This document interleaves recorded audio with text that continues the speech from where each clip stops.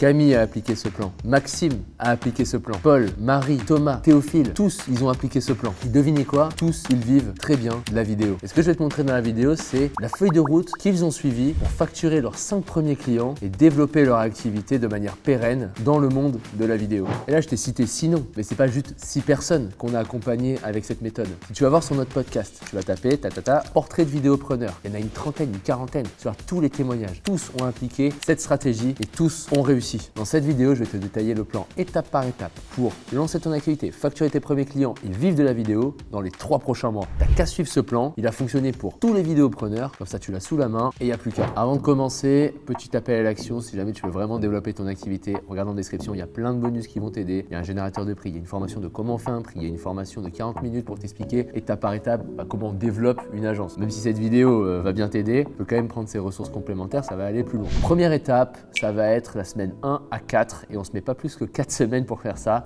Ça va être un petit peu de préparer son écosystème. Un petit 1 du coup, on va parler vite fait positionnement. Une des questions qu'on reçoit souvent quand on fait des ateliers en ligne, en tout cas quand on est en contact avec des vidéastes, c'est ah ouais mais je suis pas spécialisé, comment on se spécialise? Ou est-ce qu'on est obligé de se spécialiser pour réussir dans le monde de la vidéo? Je vais y répondre non. Ça veut pas dire qu'il faut pas penser à la spécialisation, il faut pas comprendre comment ça fonctionne, mais tu n'es pas du tout obligé d'être spécialisé et je vais t'expliquer justement comment trouver un positionnement qui a du sens pour toi et qui fonctionne pour toi. Pourquoi il faut pas se spécialiser tout de suite? La réponse elle est assez simple. C'est que quand tu commences, j'aime à dire que tu as 2 pieds en dehors du marché. Tu n'as aucune donnée marché. Tu ne sais pas dans tous les mondes qui utilisent la vidéo, pourquoi ils utilisent la vidéo, comment ils l'utilisent, c'est quoi leur langage, c'est qui les décideurs.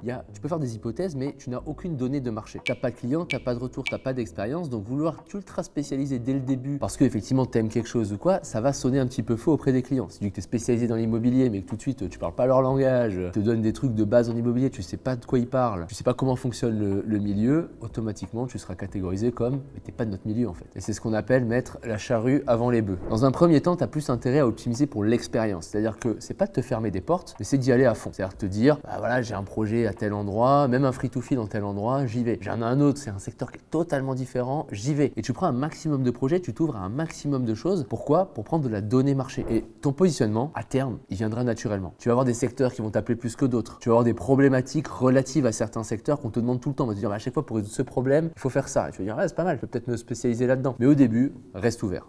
Donc, vu qu'il faut quand même commencer quelque part, parce que si jamais tu te positionnes pas du tout, tu te dis mais je contacte qui? Ça va être très compliqué de répondre à cette question. Je te donne 2 méthodes pour te spécialiser rapidement. Le premier, c'est ce que j'appelle l'avantage injuste et le second, c'est le chemin de moindre résistance. L'avantage injuste, c'est quoi? Pour ceux qui game un peu là, vous allez vite comprendre de quoi il s'agit. Imaginez-vous dans un jeu vidéo, genre type les MMORPG, ce genre de jeu. On sélectionne toujours un personnage, un type de personnage. Il y a archer, guerrier, barbare, magicien, enfin voilà. Tous ces personnages ont des stats de départ. Un archer, il tire super bien à l'arc et c'est une grosse merguez quand il faut aller au corps à corps. Donc le truc c'est que si tu prends un archer et que tu le joues au corps à corps, ça va pas te profiter. Tu vas juste te faire plier et tu vas recommencer le jeu et basta. Game over.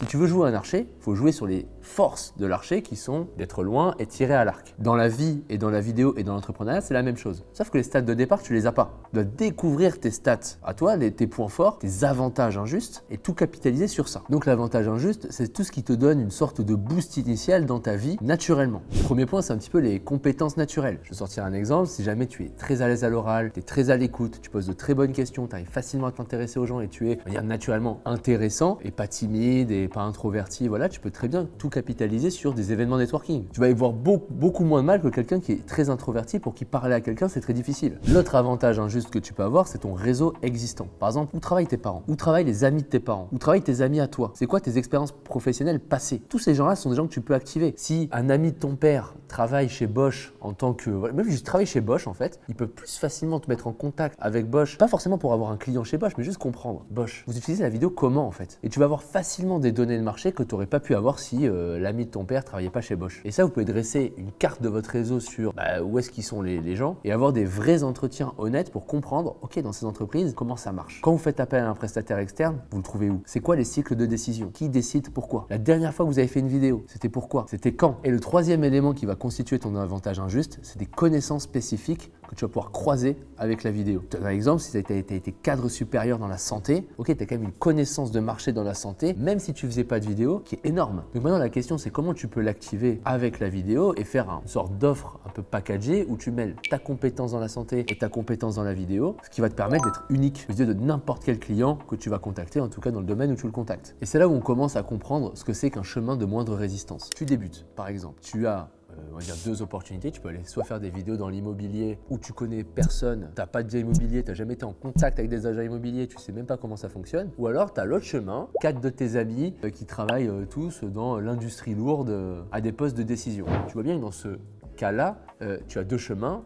Un chemin qui est beaucoup plus difficile que l'autre. Il y en a un où tu peux avoir de la donnée marché, un où tu ne peux pas l'avoir. Le chemin de moindre résistance, c'est de se dire, ok, je vais prendre le chemin le plus simple. Je vais être un fainéant intelligent. C'est-à-dire que je vais faire, quand j'ai un problème, je vais dire c'est quoi le chemin le plus simple pour aller au point B, du point A au point B. Et c'est ça, votre chemin de moindre résistance. Donc l'idée, c'est déjà de comprendre vos avantages injustes. En comprenant vos avantages injustes, vous allez pouvoir tracer votre chemin de moindre résistance. Vous allez faire des hypothèses. Vous pouvez avoir tort, vous pouvez dire, ah, je pensais que c'était facile, en fait c'est beaucoup plus dur. On revoit, on révise. Et cette notion d'avantage injuste et de chemin de moindre résistance, c'est quelque chose qui est toujours valide. Même quand vous êtes super bien lancé, c'est de te dire à un instant T, ok, je veux doubler mon chiffre d'affaires, c'est quoi mes avantages injustes pour le doubler? C'est quoi mon chemin de moindre résistance pour y arriver? Donc vous pouvez faire cet exercice. Vous pouvez commencer par lister vos forces, vos compétences, les trucs qui sont même en dehors de la vidéo, que vous pouvez valoriser dans la vidéo. Et le second point, c'est de dire, ok, quand j'ai listé toutes mes forces, donc mon réseau actuel, les compétences que j'ai, même en vidéo, je ne sais pas si vous arrivez à monter ultra rapidement et que c'est ça votre compétence, ça va être intéressant de noter. La deuxième étape, ça va être de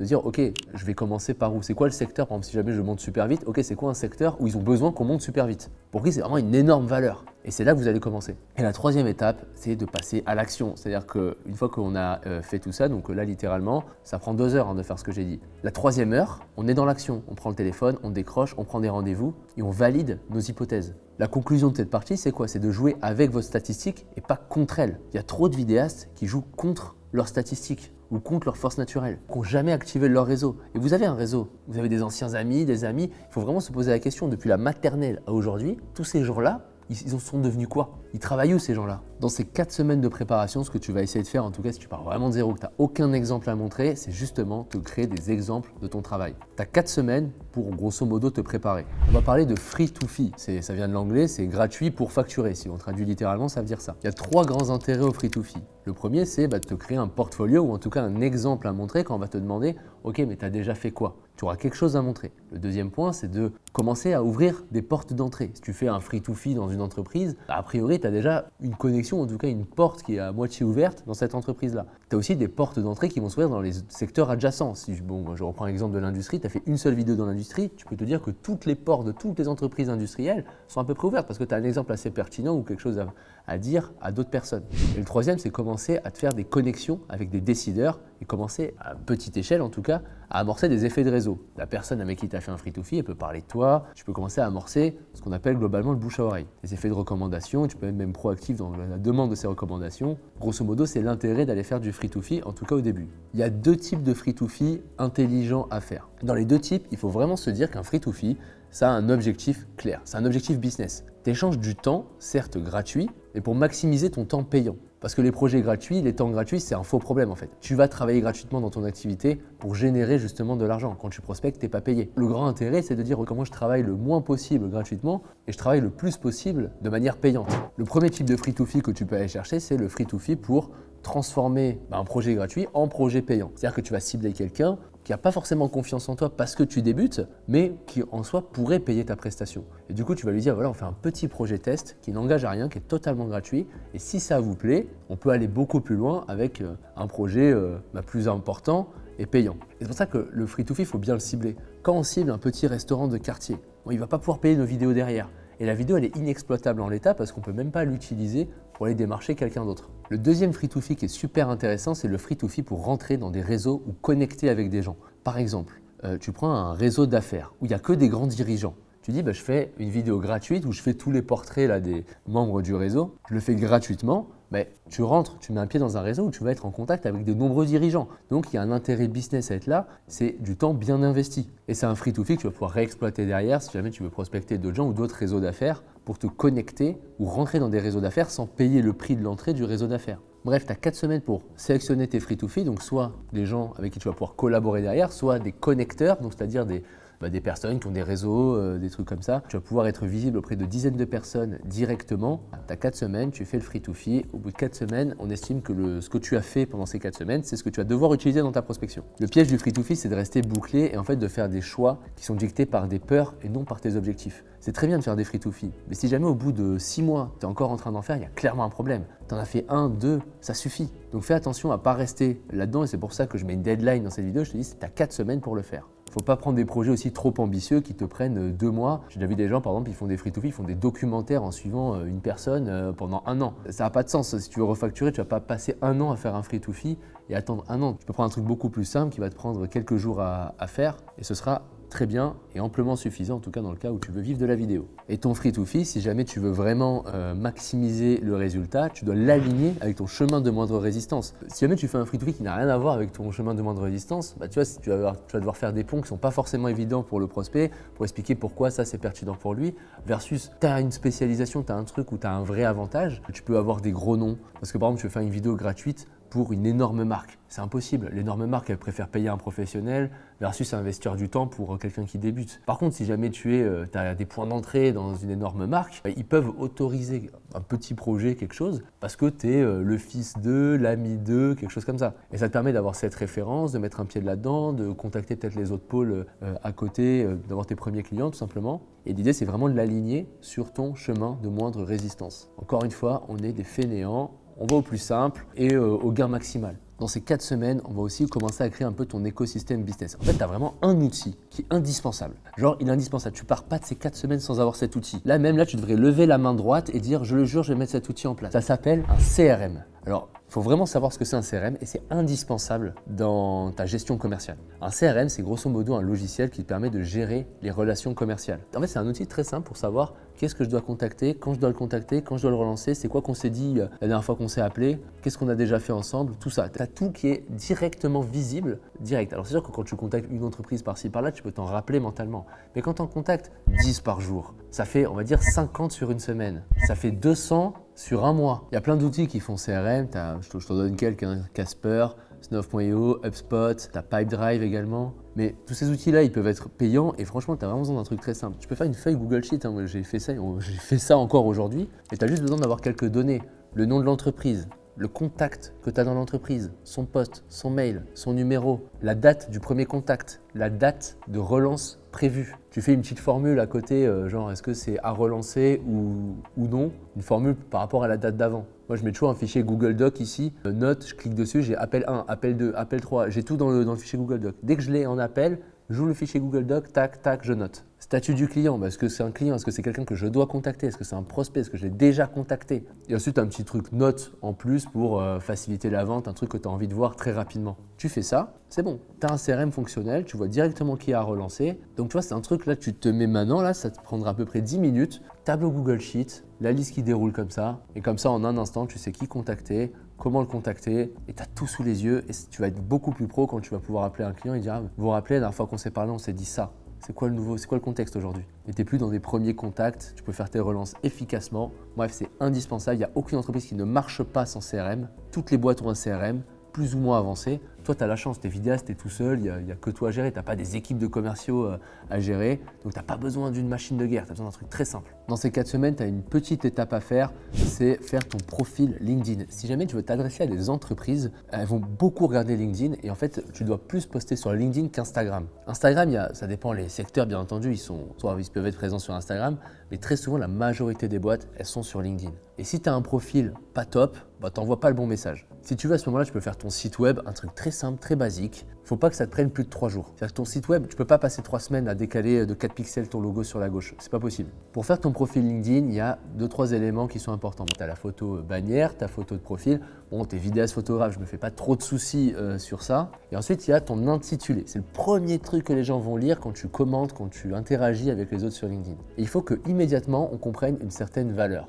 Alors, il y a un framework qui existe, tu peux commencer par ça, puis après aller de plus en plus loin. Il marche très bien au début, c'est j'aide X à faire Y pour Z. X, c'est le secteur que tu cibles, parce que j'aide les entreprises, ça marche très bien. A, faire Y, donc ce que tu proposes, A, faire des vidéos professionnelles. pour un bénéfice, donc pour être mémorable, quelque chose comme ça. Donc dans l'idée, là tu vas pas utiliser ton LinkedIn pour attirer des clients parce qu'on a une autre méthode que je vais te proposer, mais c'est juste pour, voilà, on identifie, tu es un vidéaste, tu t'adresses aux entreprises, tu crées des vidéos professionnelles. Et sur LinkedIn, il va falloir que tu postes régulièrement, on va voir à quoi ça sert plus tard, mais surtout quand tu as des clients, même si tu as un free-to-fee, demande une recommandation sur LinkedIn. Ben, faites-moi une petite recommandation, un petit témoignage, et il sera affiché sur LinkedIn. Ton portfolio, pareil, tu peux l'épingler, le mettre en haut, les vidéos que tu as faites. Et il ne faut pas juste afficher la vidéo, affiche le projet, fais une petite histoire, un petit truc.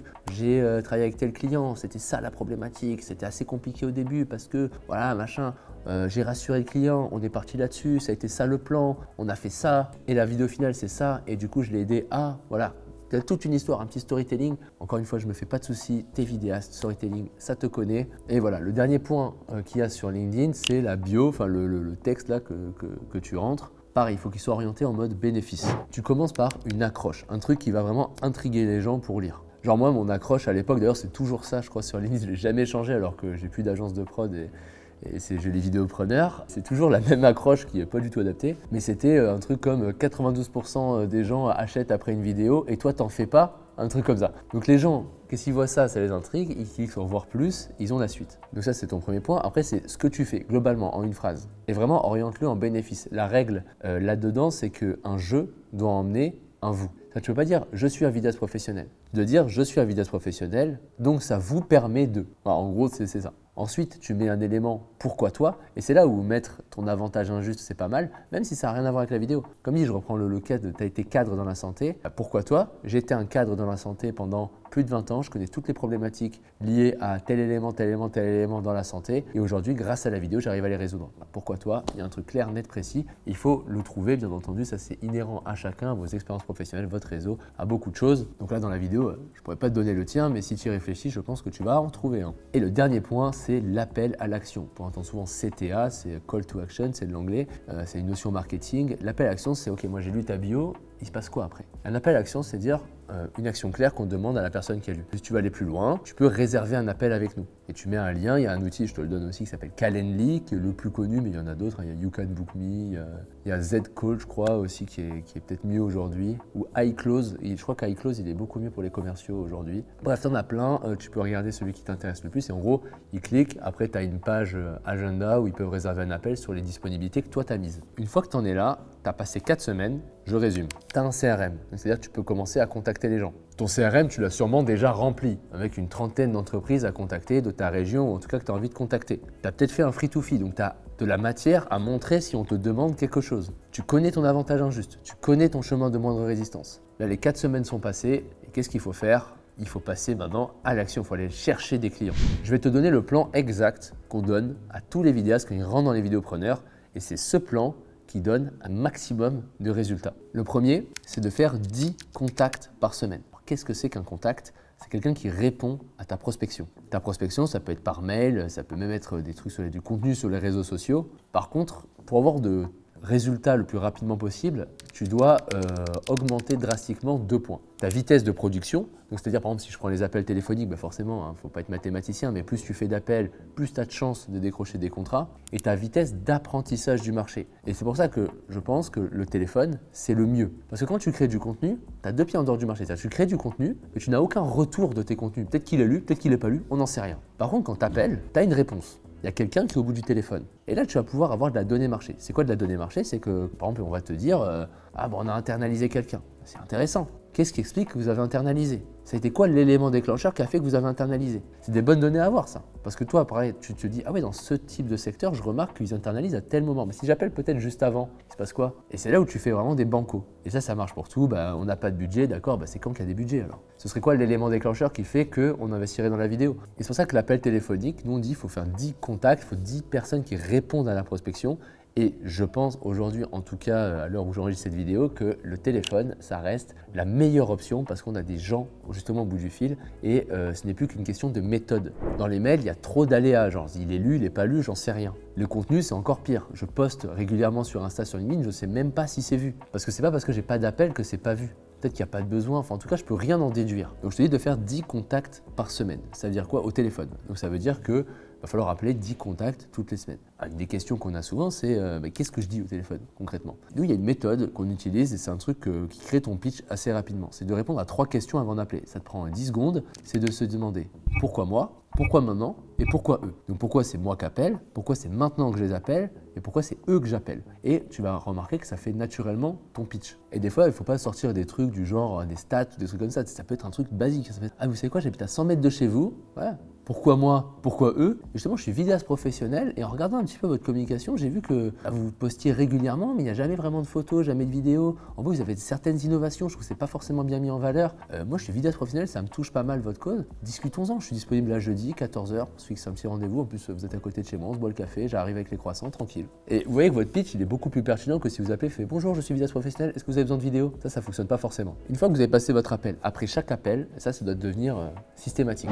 Vous ouvrez votre CRM, ok. Prenez des notes. Vous vous êtes dit quoi? Il s'est passé quoi? Il a dit quoi? C'est quand la prochaine relance? Tu mets à jour ton CRM tout le temps, avant de passer à l'appel d'après. Pour se développer, à tous les vidéopreneurs, on leur préconise de faire 2 événements de networking par mois. Ça fait 1 toutes les 2 semaines. Honnêtement, si tu te renseignes un peu, les événements comme ça, il y en a tous les soirs. Donc si tu veux, tu peux passer ta vie dans des événements comme ça. Ce qu'on va appeler un événement networking, c'est un événement où tu as une intention business. Des fois, il ne s'appelle pas comme ça. Je te donne un exemple. Si jamais tu vas sur un webinaire sur LinkedIn où il n'y a que des directeurs et directrices de la communication qui cherchent à utiliser la vidéo pour maximiser leurs ventes dans l'automobile, je te dis ça au hasard, c'est une sorte d'événement networking parce que tu as un intérêt à être dans ce webinaire. Tu fais de la vidéo, il va y avoir que tes clients cibles là-dedans, mais go! Et pourtant, tu vois, c'est en ligne, ça ne s'appellera pas événement networking, voilà. Mais de base, ça a plusieurs intérêts. Déjà, ça ne te met pas forcément en contact avec ton client cible, mais ça te met en contact avec des connecteurs. Imagine, tu vas à un événement, il n'y a que des freelances. Ok, mais ces freelances, ils ont des clients.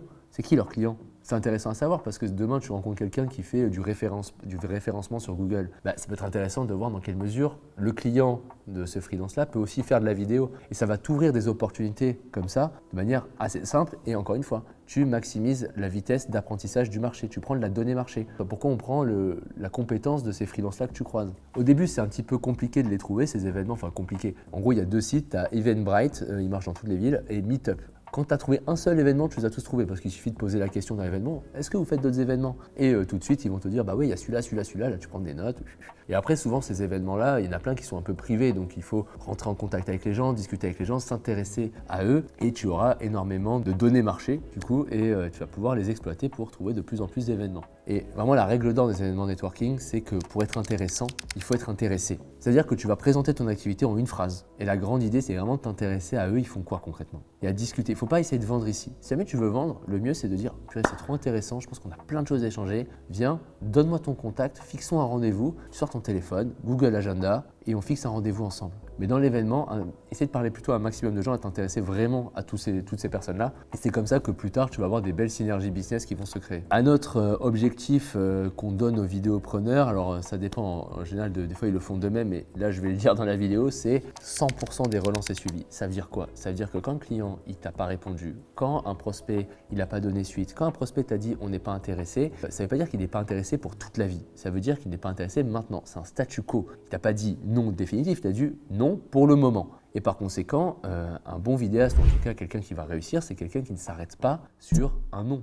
Il va continuer de relancer la personne jusqu'à tomber au bon moment. De toute façon, c'est mathématique, c'est illusoire d'appeler des gens et de penser que le premier appel, ils font « Ah mais génial, on voulait justement faire de la vidéo, c'est trop bien, on n'avait aucun vidéaste, on n'avait jamais embauché, il y a un énorme projet sur la table et t'appelles pile au moment là, je viens de finir le projet, t'appelles là. Je vais pas te mentir, si t'appelles beaucoup, ça arrive, mais ça reste rare. La majorité des gens, soit ils ont déjà un vidéaste, et ça c'est trop bien parce que c'est-à-dire qu'ils ont tellement compris l'importance de la vidéo qu'ils recrutent déjà. Soit ils n'ont jamais fait de vidéo, et auquel cas, faut continuer de les appeler, de voir dans quelle mesure ils pourraient en faire un jour. Et c'est ça être commercial, disons, c'est être en mode solution. C'est-à-dire que ok, c'est pas le bon moment maintenant, faisons un suivi dans 2 mois, et quand dans 2 mois on rappelle, l'appel c'est plus le même, c'est tout de suite, voilà, je vous appelle, c'était ça le contexte avant, vous n'aviez pas de besoin, mais vous m'avez dit que l'élément déclencheur ce serait ça, est-ce que vous avez avancé sur ce point? Et tout de suite, vous paraissez pro, et à un moment donné, si vous appelez 5 fois dans l'année la même entreprise à 2 mois d'intervalle, bon, il y a bien un moment donné, ça va fonctionner. Et c'est pour ça que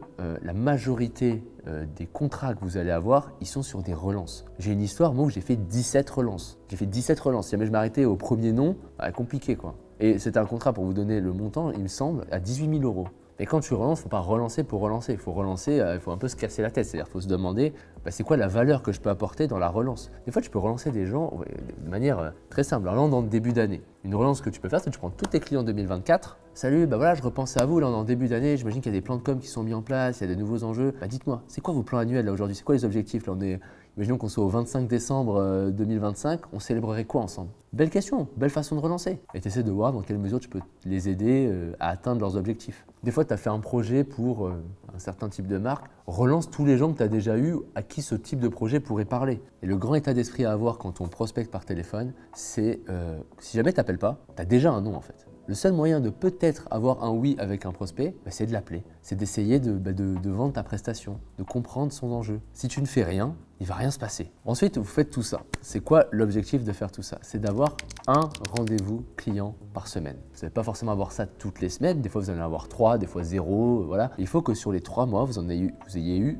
12 rendez-vous clients. 12 décideurs et décideuses potentiellement intéressés par vos services de vidéo. Et pourquoi vous voulez ça? C'est tout simplement pour avoir, encore une fois, si vous avez 12 rendez-vous, c'est trop bien parce que c'est des opportunités potentielles. C'est un apprentissage aussi de comment ça marche le monde de la vidéo de manière concrète. C'est quoi qu'attendent les clients quand ils achètent de la vidéo. Et voilà, si vous faites 12 rendez-vous, il y a forcément peut-être 1 ou 2 qui vont vous dire ouais, c'est bon, signons. Et ensuite, lui, il a un peu bonus. C'est-à-dire que si vous n'avez pas le temps, c'est un peu le premier qui va sauter. C'est 2 posts LinkedIn par semaine. Pourquoi je dis ça? Alors en fait, l'idée, c'est pas de poster des posts justement pour avoir des clients. C'est de poster pour faire des sortes de relances un petit peu transparentes comme ça. Quand vous prospectez, vous tombez là, il y a Lanzo qui filme.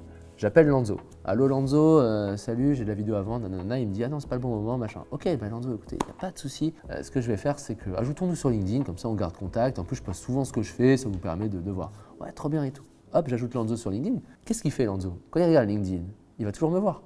Il va voir la prod que j'ai fait avec machin, tiens, tel truc. Et quand vous allez organiser il y a des méthodes pour organiser vos posts. La grande idée, c'est de faire passer quelqu'un qui n'avait pas de besoin en vidéo ou alors pas conscience, il a conscience des problèmes, il ne sait pas que la vidéo ça peut le résoudre, de commencer à le faire passer dans ah ouais, mais ce problème que j'ai, je peux le résoudre au moins de la vidéo. Et peut-être que dans 3 mois, dans 6 mois, il y a un potentiel business parce que justement j'ai eu ces suivis déjà réguliers de ma part proactifs, mais en plus, comme je poste régulièrement, je suis tout le temps dans le fil d'actu de Lanzo et voilà, Lanzo quand il aura un problème avec la vidéo, il va penser à moi tout de suite. Les posts LinkedIn, je poste quoi? Poster quoi, ça je sais pas, c'est à vous de voir par rapport à ce que vous voulez, mais en tout cas vous allez organiser vos posts selon 3 grandes familles de posts. Votre grande idée c'est de faire passer des gens qui vous suivent, donc déjà c'est d'avoir une logique d'ajouter des gens qui sont pertinents pour avoir dans votre réseau, directeur marketing, des gens qui pourraient être intéressés de comment on utilise la vidéo pour mieux vendre, pour être plus visible, en tout cas quelles que soient les problématiques que vous ciblez. Ça va dépendre de votre chemin de moindre résistance. Mais en gros, les posts, ça va être les suivants. Il va y avoir le top of funnel. C'est quoi le top of funnel?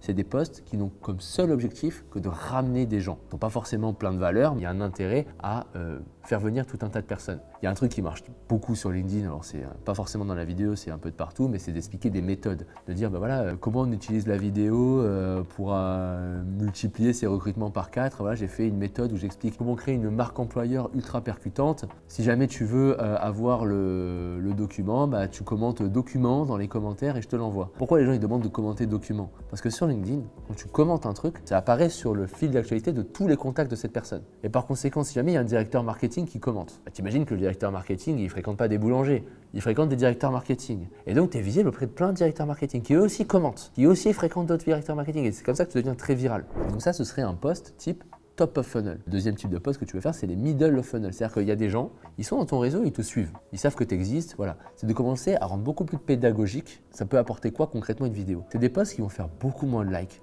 beaucoup moins de vues, mais des vues beaucoup plus qualitatives. Et c'est là où tu vas vraiment rentrer en détail, peut-être avec des études de cas ou quelque chose qui va permettre justement de rendre beaucoup plus pédagogique certains points. Parce que des fois, c'est pas forcément évident de savoir que la vidéo, ça permet de mieux recruter, que la vidéo, ça permet de mieux former les gens. Et les gens, enfin les gens qui vous suivent, faut vraiment se poser la question, c'est qu'est-ce qu'ils cherchent avec votre profil? Ils cherchent à avoir accès à quelle info? Il faut vraiment que le contenu, ça fasse un effet waouh. Genre, je le lis et je me dise, waouh, j'ai jamais lu ça nulle part. Et ensuite, le dernier point, c'est le bottom of funnel. Et là, c'est les gens qui sont en décision d'achat. Eux, ils sont en train de chercher pour acheter une vidéo. Et donc, ils vont regarder quoi? Ça va être témoignage, étude de cas très poussée et tout ce qui va faire dire que pourquoi vous et pas un autre. Ça, c'est typiquement le genre de contenu qui marche pas du tout d'un point de vue algorithmique, mais pour quelqu'un en décision d'achat, c'est le contenu qui peut vraiment bien fonctionner. Donc l'idée, c'est, sans dire que tu vas faire un calendrier édito parfait, mais de se dire que tu alternes un peu, tu fais un peu du top of funnel, middle, un peu du bottom of funnel. C'est juste une façon d'organiser ton contenu et tu vas voir qu'en raisonnant comme ça, tu vas avoir plein d'idées. Souvent, beaucoup de vidéastes, ils postent juste bah voilà, je suis en production, je suis en tournage, je regarde la photo. Alors c'est très bien de faire ça, mais ça c'est du bottom of funnel. Ça attire personne, ça convainc que des gens qui sont en décision d'achat. Mais ça veut dire qu'il y a des gens qui peuvent acheter de la vidéo qui te suivent déjà. Et souvent, c'est pas le cas pour ces vidéastes-là. Et là, je te dis que si sur 12 semaines, tu fais 10 contacts par semaine, en respectant le framework que je t'ai donné, pourquoi moi, pourquoi maintenant, pourquoi eux, que tu vas à 2 événements networking par semaine, en ayant cette intention de connecter avec les gens, de vraiment t'intéresser sincèrement à ce qu'ils font, quand bien sûr c'est pertinent pour ton activité, de les clients potentiels, les relancer, avoir vraiment ce système-là, de les recontacter, de prendre des rendez-vous avec eux, et pour ceux qui sont peut-être plus freelance comme toi, les revoir, recontacter, voir dans quelle mesure ils ont des clients, comment on peut avoir certaines synergies business, que tu postes régulièrement sur LinkedIn, que tu fais toutes tes relances de manière pro, carré, et que tu es dans cette itération de tout ce système-là, comment je le fais mieux, que tu postes 2 fois sur LinkedIn en ayant toujours cette intelligence de dès que tu prospectes quelqu'un, dès que tu as quelqu'un en réseau, tu l'ajoutes sur LinkedIn, tu augmentes ton réseau, dans 12 semaines, c'est impossible que tu ne vives pas de la vidéo. Parce que si jamais ce n'est pas le cas, c'est que tu fais quelque chose de mal. Les gens que j'ai cités au début, pour certains, ils ont fait 30 000 € avec ce que je te dis là. Si jamais tu vas aller plus loin, en description, il y a une formation complète qui va t'expliquer pas à pas comment vraiment on développe une agence de production vidéo. Et il y a plein d'autres bonus. En attendant, moi, je vous laisse là. Je vous dis à bientôt. Bon courage dans vos projets.